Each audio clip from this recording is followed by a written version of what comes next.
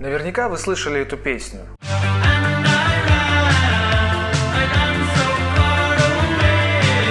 Да ну как? Ладно, тогда могли вы слышать вот эту песню или хотя бы видеть клип.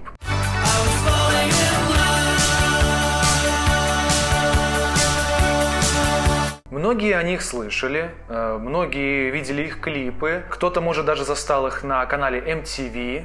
Про MTV будет отдельная прикольная история.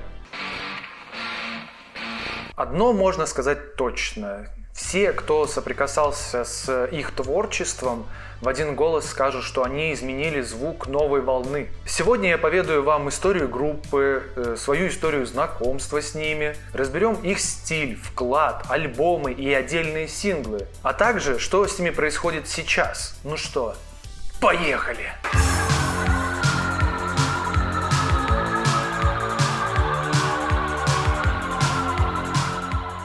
Все началось с Великого Взрыва. Нет, все началось в Ливерпуле, Англия. Да, как и Битлз, они тоже с Ливерпуля. И, как и у Битлз, у Чаек 4 человека в группе. Так называемый золотой состав. Майкл Скор, солист и основатель группы. На драмах сидел его брат Али Скор. Фрэнк Модсли с басом. И Пол Рейнольдс, гитарист и визионер группы. Как обычно это бывает у всех групп, которые собираются, они захотели покорить весь мир своим каким-то новым необычным звучанием. В большей части Чайки базировались на жанре New Wave. В 80-х годах это был очень популярный жанр. В этом жанре не играли лишь те, кто шел в рок направление, глэм-рок и всему тому подобное, или попсу.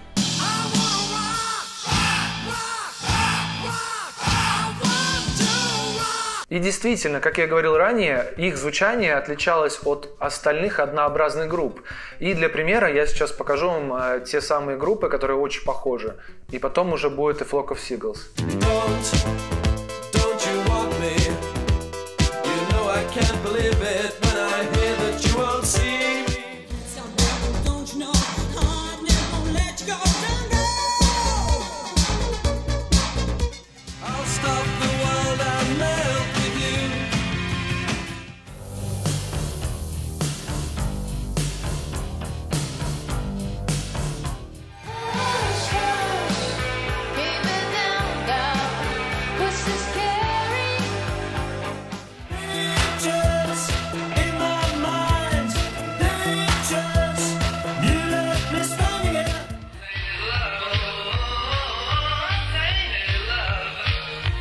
Не скажу, что треки плохие, просто они похожи друг на друга, стиль New Wave. Вот он держался в своей какой-то планке и дальше за рамки особо не выходил. Многие хвалят и говорят о том, что Пол Рейнольдс, гитарист золотого состава, как раз и вносил те новые звуки, какое-то визионерское видение свое в группу, что как раз-таки выделяло их на фоне остальных.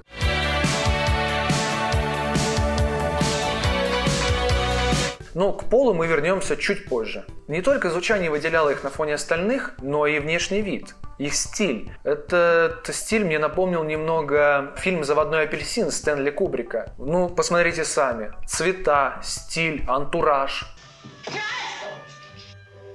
Hi there. At last we meet. Pardon me, ladies.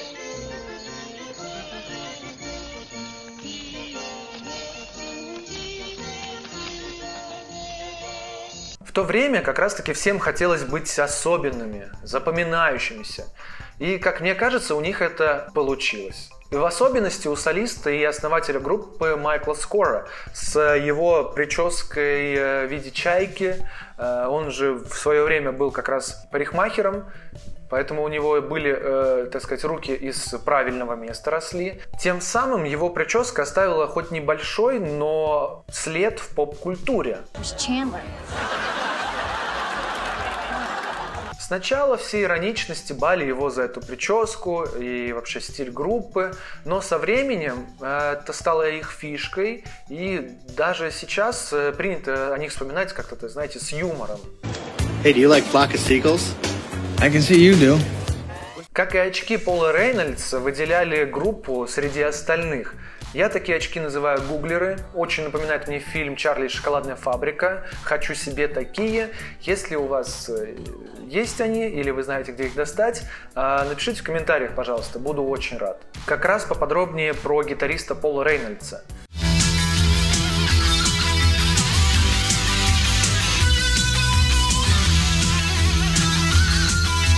Меня всегда вдохновляли и удивляли гитаристы, которые могли извлекать звуки, которые, например, для гитары невозможно было создать звук такой, который мы слышим в группе. И для меня это казалось чем-то невероятным, необычным. Меня всегда они вдохновляли. Один из таких гитаристов был Том Морелло. Я о нем рассказывал уже в ролике про Guitar Hero 3. Вы можете посмотреть по подсказке, где-то здесь она будет. Или я оставлю ссылку в описании. Том как раз рассказывал о том, что ему очень нравится участвовать в этом проекте. Долгое время я думал, что Пол создает свою музыку, звуки, такие эхо через педаль. Но со временем я научился пользоваться интернетом, прогуглил, что это такое, как он вообще играл. И у него есть там отличная штука, я сейчас ее вставлю.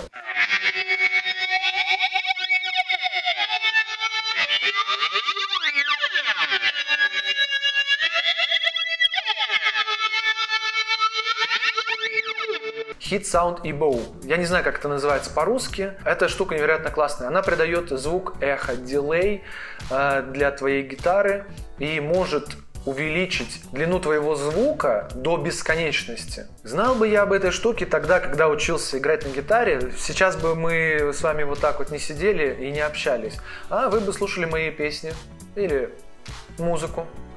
Но это не точно. Нет. Но давайте послушаем музыку стаи чаек, наконец-то.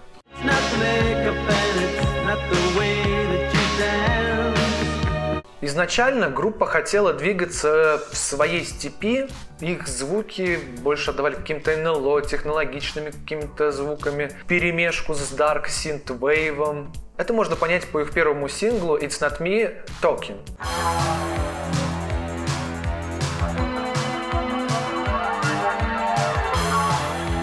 Вообще обратил внимание, что у них очень много песен с двойным названием, и такой штуки я не особо видел у кого-то другого. Первые звуки говорят нам о чем-то темном, о чем-то зловещем, да, еще можно по скорости определить, что это такое более агрессивное звучание.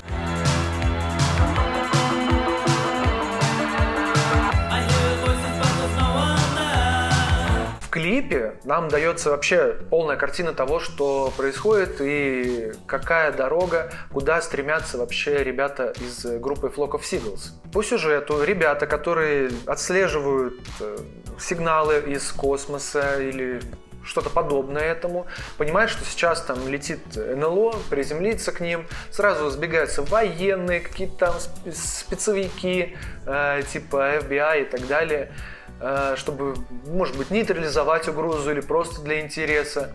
Дальше вы посмотрите сами, я не буду спойлерить, там своеобразный посыл, финал точнее, у этого клипа.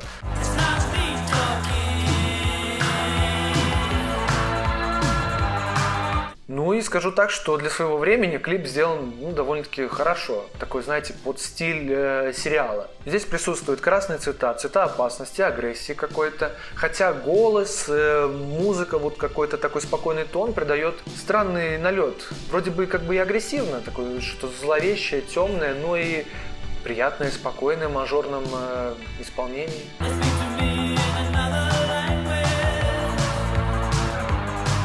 В любом случае, мне клип нравится, и песня тоже очень хорошая. Советую вам прислушаться. Если вы и так уже знаете об этой группе, то ставьте лайки. Telecommunication, второй сингл группы.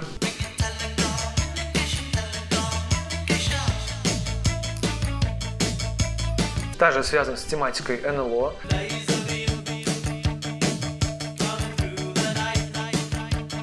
Все довольно-таки просто, то есть люди или просто пытается кто-то связаться с инопланетной формой жизни.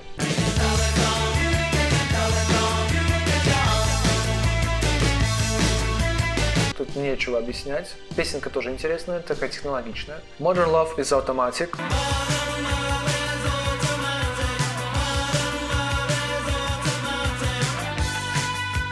третий сингл группы. Не скажу, что он вызывает у меня какие-то особые впечатления, какие-то эмоции.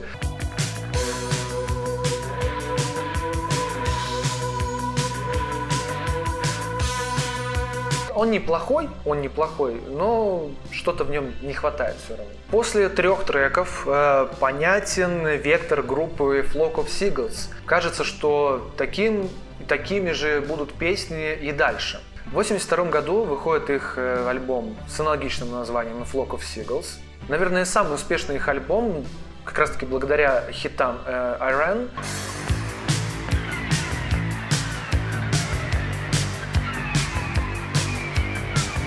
И Space Age of Love.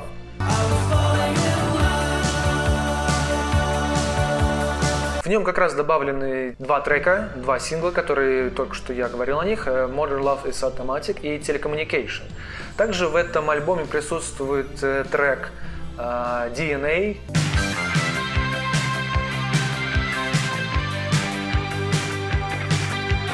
который в 1983 году удостоился даже премии Грэмми за лучшее рок-инструментальное исполнение.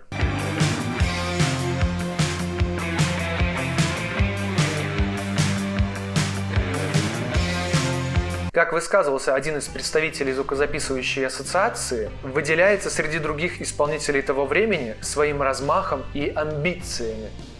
Как мне кажется, очень такое громкое заявление, а я и рад. Дальше я дам оценку каждому альбому по своему мнению, так, знаете, коротенько, иначе это может затянуться на часы. Следующий альбом, вышедший в 1983 году, называется он Listen, более такой тяжелый, технологичный. Это можно понять, кстати, по обложке, которая есть у них на альбоме. Такой, знаете, упор сделан в научную фантастику.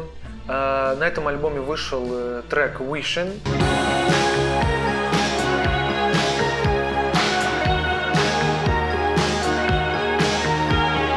В своей родной Англии стал как раз таки хитом и попал в топ-10 чартов в своей родной Англии.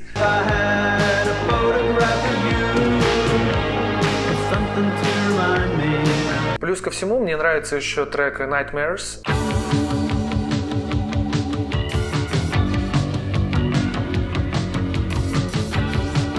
Мне понравилось, как он звучит, как выглядит клип. Я вообще фанат такого, поэтому тут все понятно.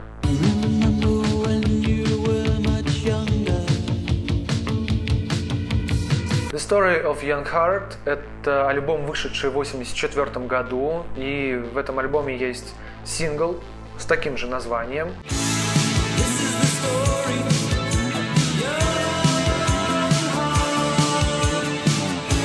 Большинство треков с этого альбома как раз-таки возвращает нас к истокам.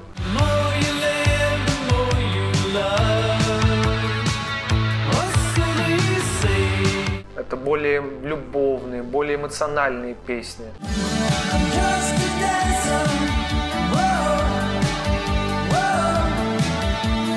Даже песня Suicide Day звучит, как бы это ни было странно, но в мажорных тонах.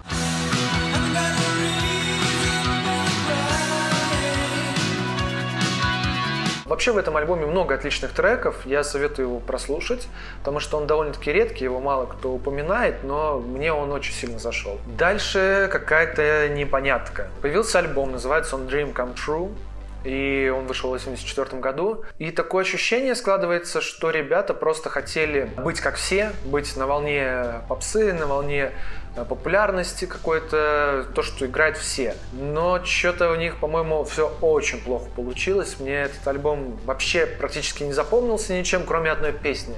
Who's That Girl?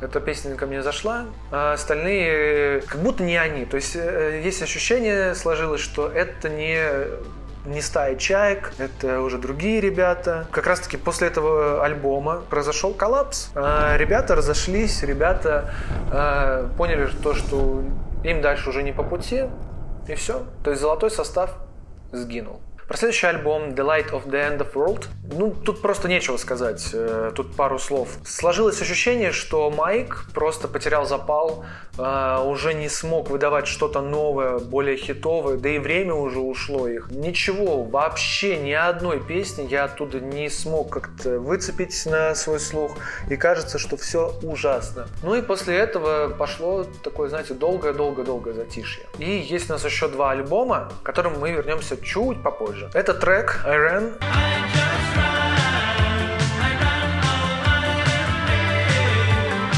Навел меня на мысли, на воспоминания о том, как я вообще познакомился с этой группой, с группой Flock of Seagulls. Давайте я начну с самого начала. Все началось с GTA Vice City. Я думаю, у многих началось оттуда. Но это не факт, конечно. У меня был друг, я к нему приходил постоянно. У него у единственного, наверное, был хороший компьютер. У меня его либо не было, я уже не помню, либо он был слабый, чтобы потянуть вообще GTA Vice City. Такая история, что я приходил к нему, стучал все время по подоконнику, приходил в гости постоянно, регулярно. Мы сидели там до ночи, до темноты, пока родители не выгоняли нас по домам, так сказать. Приходила там мама и говорила: ну все, по домам. Вот такая приколюха была. И мы сидели, то есть я, наверное, даже больше не играл, я больше смотрел, потому что играл мой друг. Ой, господи, сломалась, да, штука? Надо починить. Что ж вы мне раньше-то не сказали? Если бы я видел, я бы починил. По большей части я не то чтобы играл в эту игру, я больше смотрел. Многие, скорее всего, в моем возрасте тоже приходили просто к тому человеку, у которого был компьютер, посмотреть. Вот, иногда мне удавалось тоже выцепить и поиграть. Там играла песня I Ran. Я тогда даже не знал, кто ее исполняет, как она называется, но она мне вот прям зашла, прям зацепила нас вдвоем. И мы сидели, что-то слушали ее, как-то подпевали на своем кривом английском. Даже не на английском, на каком-то выдуманном языке. Прошло много времени, я уже и забыл обо всем об этом, о GTA Vice City, все ушло, куда-то пропало. И где-то лет в 15, плюс-минус, мне захотелось переслушать все радиостанции из GTA. Из всех GTA все радиостанции. И вы можете посмотреть ролик, я делал про радиостанции GTA 3. Ссылка тоже будет в описании. В мире GTA 3 всего 9 станций.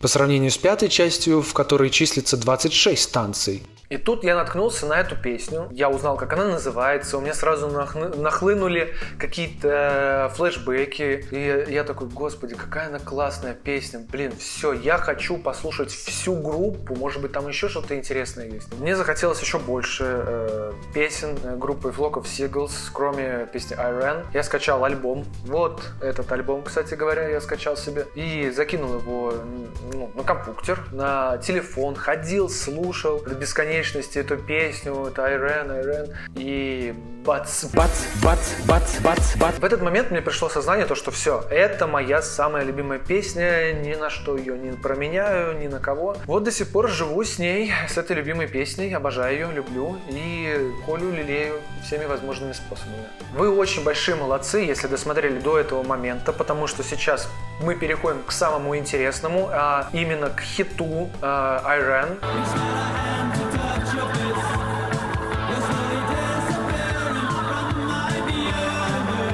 Именно поэтому, из-за моей любимой песни, из-за этого хита, я и решил создать ролик про A Flock of Seagulls. Это самый большой хит группы, и с этим будет сложно спорить. Он появился в первом же их альбоме, упоминался много где.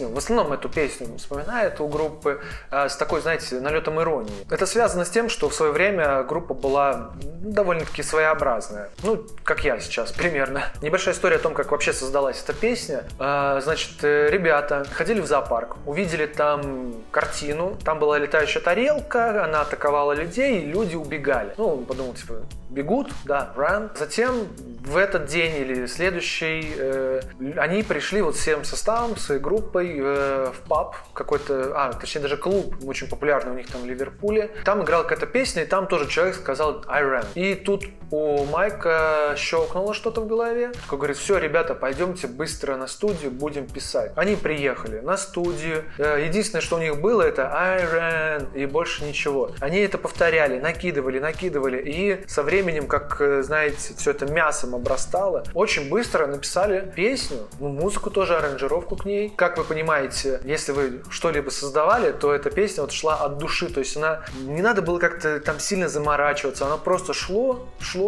и все, и вот получилась эта песня, этот хит Iran. Также есть интересная история о том, как создавался видеоклип. Ребята пришли на студию, где она у них базировалась. Они подошли к своему продюсеру, к директору. Он им говорит: так, ребята, мы сегодня снимаем видео. Сразу посыпались вопросы, что за видео, зачем, почему и так далее. MTV, на тот момент еще молодой телеканал музыкальный, попросил их отправить им какой-нибудь видеоклип или промо для своего канала. Продюсер дал им по 100 фунтов и сказал: идите в магазин, купите одежду, которая кажется вам модная сейчас или подойдет вам по стилю. Они сходили быстренько, там, покупали то, что считалось тогда модным. Вот они пришли, и уже все было готово. Декорации, свет, камера. Все стряслось. Буквально за 2 часа они это все отсняли. На следующий день их клип уже был, на MTV. Как сказали продюсеры MTV, что они будут крутить этот клип каждый час или в течение каждого часа. Как рассказывал Майкл в интервью, что у MTV было всего около 6 клипов. Понятное дело, что это дало им очень большой толчок. Это такой буст в их карьере. Песня Iran была использована во многих аспектах медиа, как в кино она использовалась, были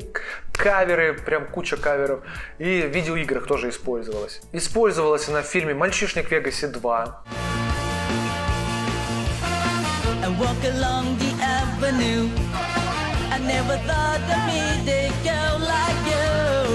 В фильме «La La Land».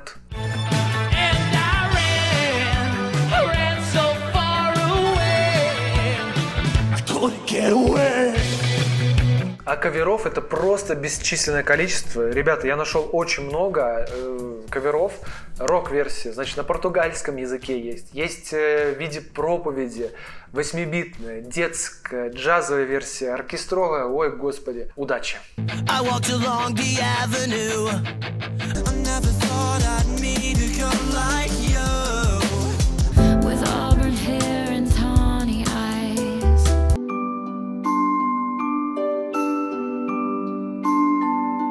Dizer que eu vou mudar porque eu não vou. And I ran.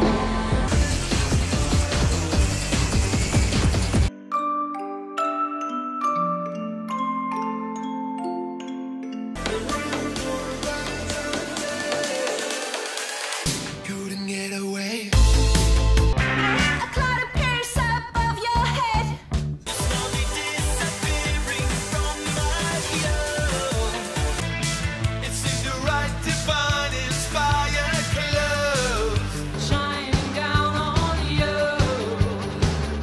Ну и куда без видеоигр на сегодняшний день? Она использовалась в GTA Vice City,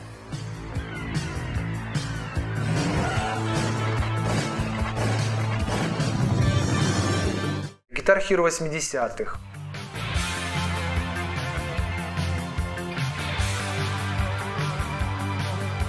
в Рок-бенде,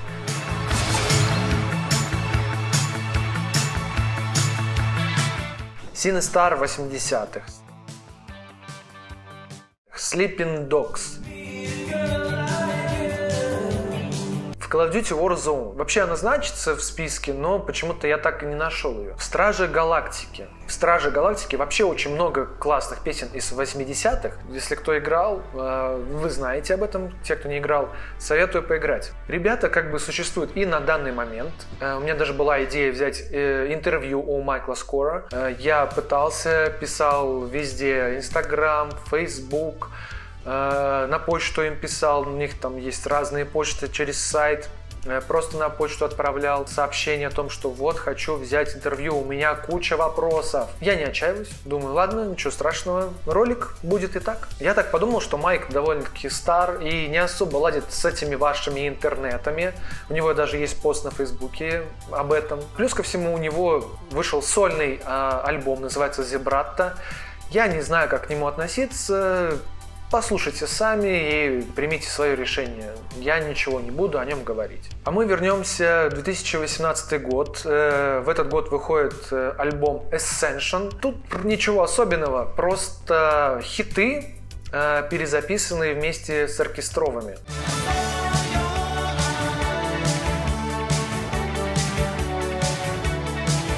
Ну, прикольно. Ну, интересно.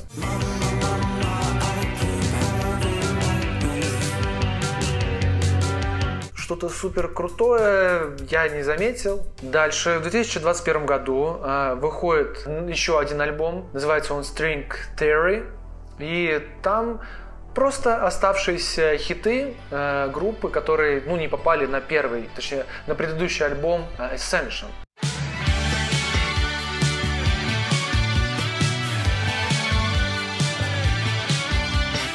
И он тоже такой своеобразный.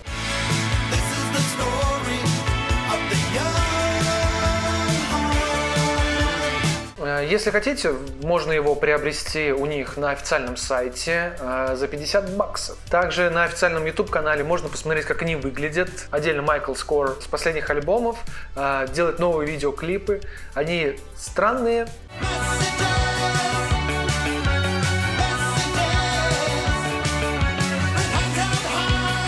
Также они сделали ролик, где показывают, как правильно на самом деле играть песню I Ran. Hi, this is Mike Score from A Flock of Seagulls. You've seen lots of YouTube videos about how to play I Ran. Well, this is how it's really done.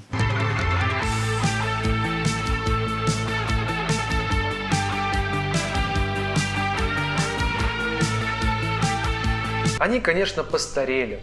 Им сейчас где-то по 60 каждому, плюс-минус. Выглядят они как обычные дяди с улицы, но их заслуги никто не отменял. Как бы к ним сейчас ни относилось общество, помнят их, не помнят, любят, не любят. Если кто и показал мне альтернативную точку зрения в плане музыки, то только они. И снова, включая мою любимую I Ran, скажу уверенно, вы самые лучшие. A Flock of Seagulls. Спасибо вам за все.